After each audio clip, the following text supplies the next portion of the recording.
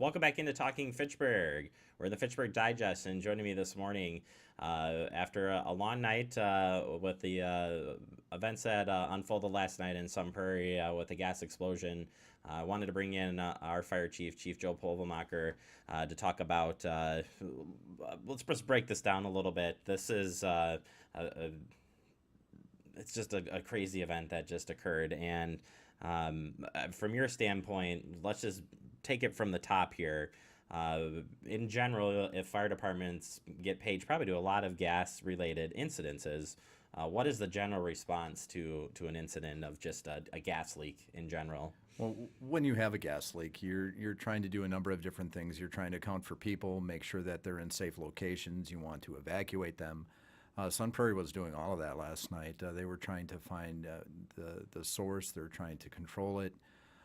So I don't know exactly what can be said about their response other than the fact that they were doing what firefighters do all over this country to try to help out people that are in need. So I'm sure we'll learn stuff through the response and how we can make it safer, and we too will take elements of this response and try to improve our response, not taking anything for granted, and paying tribute to those who pay dearly for a response to a natural gas leak. So, yeah, there's a lot that can be said, and there's a lot that just isn't known at this point. If there's one thing that we can say as the Fitchburg Fire Department is we extend our thoughts, our prayers out to those in the Sun Prairie Fire Department who are dealing with a very tough time right now. So all we can do is be there for each other and make sure that they are provided the support that they need. Yeah, if, Sun Prairie had a couple injuries, including a loss of a firefighter. We're waiting more details on that, certainly. We've talked to you many times about a firehouse, fire department being a family. Talk about from the family aspect of losing a loved one.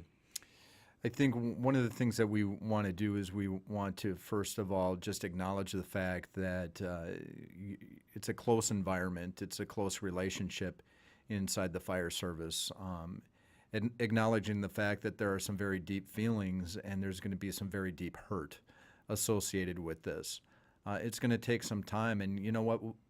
You're never really going to get over the feeling of loss. A lot of people cared for the firefighter that was affected and the family that was affected, and that's going to take some time, not just to deal with, but some time to work through.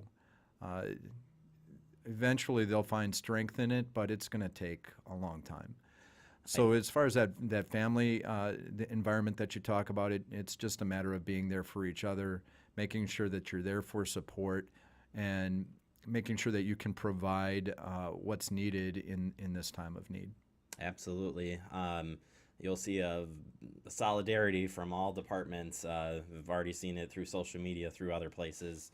I think of the emergency management of Dane County and all of Wisconsin and even the nation, as it's a big family altogether. So you'll see a lot of support from people all over. Yeah, much like what we saw in our explosion here in the city of Fitchburg, we received assistance from a number of different neighboring municipalities. That needed to happen yesterday in Sun Prairie. They reached out, and a number of fire departments, not only throughout Dane County, but really throughout the state of Wisconsin, were able to provide that assistance. We know that these incidents can get very big, and they require a lot of resources, and those were provided yesterday. And there's an ongoing effort in Sun Prairie. We're monitoring the situation. We're seeing what we can do to support the overall effort. We're trying to make sure that their stations are covered and they have the ability to work through things on a very intimate, personal level. That we know is going to happen throughout the Sun Prairie community. A couple of questions related to the incident. Again, we're not going to get anything specific, but after an explosion, and we had one here in Fitchburg, but what's that next step. So yesterday there was still fire going on. You know, you needed to evacuate, but what are kind of those steps as things progress throughout the night? Well, the first step, we can talk about life safety, property conservation, incident stabilization. All of those things were taking place last night. That incident stabilization place is what they're primarily taking advantage of right now. They're trying to conduct a number of different activities that allow this incident to become more stable. And I think throughout the night they did a really good job of ensuring that those safety aspects of response were addressed.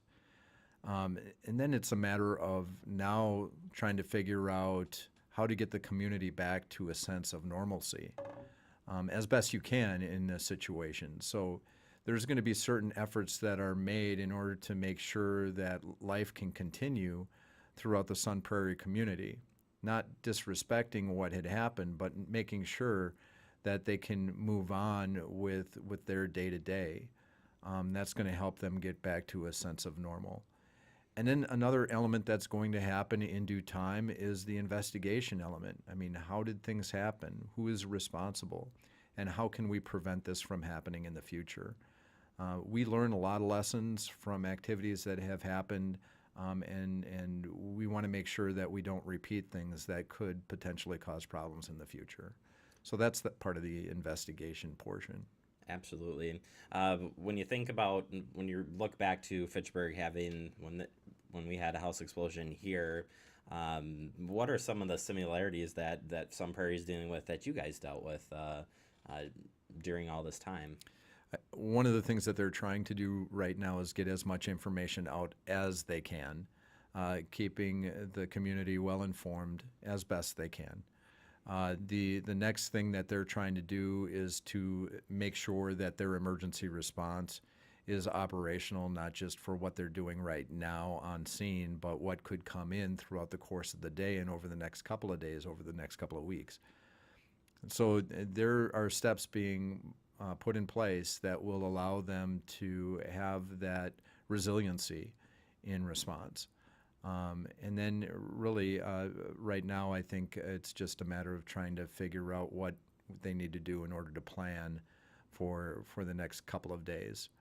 And then they're going to have some activities surrounding the death of their firefighter that is going to bring on a whole new element of attention and participation from the community, from the state, from area departments. So by all means, not over yet, and won't be over for a long time, and there's going to be ongoing support that is needed for our firefighting family and community. Absolutely. Joe, I certainly appreciate the time. I know you were up all night. Yeah, I apologize for my overall No. appearance, but I did want to honor your request and get you as much information as I have available without being disrespectful to the situation that is still unfolding in the city of Sun Prairie.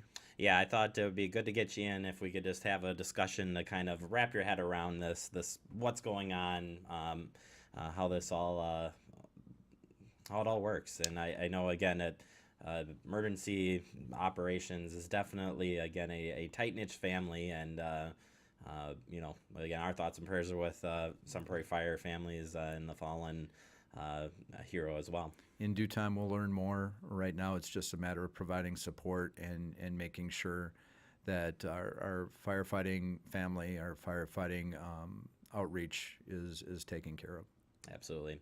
It's Chief Joe Pulvermacher, Fitchburg Fire Department. Well, we appreciate the time, and we'll follow up with you soon, sir.